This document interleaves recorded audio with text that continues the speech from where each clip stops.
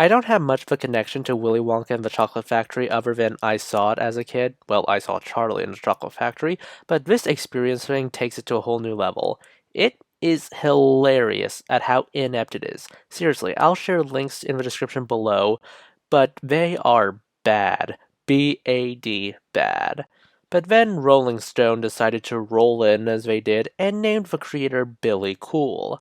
Now, if this was some no-name guy in the middle of nowhere in over his head, I could sympathize with him. After all, Roan and I have either run events or organized events, and they had a lot of people.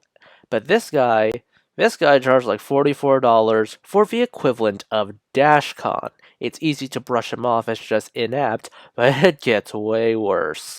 Putting aside how all the actors were forced to read AI-generated scripts that had original characters do not steal in them because they were AI-generated, that wasn't the only AI-generated thing about this event.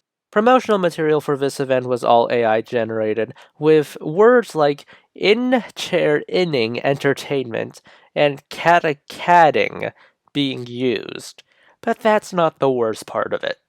According to Rolling Stone, Billy has an interesting past. He actually had a website before he took it down recently. But you know what they say, you can't outrun the web archive. Billy likes to pass off about how educated he is, boasting about how much he knows about psychology, and business, and psychology, and look at all these business degrees and business certifications he has. He also touts himself as a life coach and a business guru. He also is an author. Well, author is relative because he uses AI chatbots to write and sell his books. He writes books like vaccine conspiracy nonsense, like Operation Inoculation unveiling a conspiratorial journey into vaccination truth's deep state conspiracy. Oh boy. Published July 8th. One of his books is also called Hidden Bible, but the Amazon misspelling of it is called Hidden by Bile. Man, did he even check any of this crap? He's trying to have his hands in many pies. This pie in particular is the anti-vaccination crowd. I'm sure he doesn't believe in their nonsense like vaccines cause you to gain magneto powers. He just has a target demographic and wants to appeal to them. For a so-called master of business and advertising, he sucks at selling conspiracy theories if a chatbot made summary is any indication. If you go through the list of published books, you'll find that these books are published rapidly. This one was published last year on July 7th, this on the 8th, this on the 9th. You get the idea. The trash was plugged into a chatbot probably in the last week, or even the morning of, and then just spat out at a breakneck pace. House of Illuminati, the company Billy Coull owns, is not much better, considering their website. It's chock full of AI art. I guess this makes sense if you're wanting to scam people, but even then, I doubt anyone will hire you, because what kind of event planner doesn't have pictures of their old events on their website?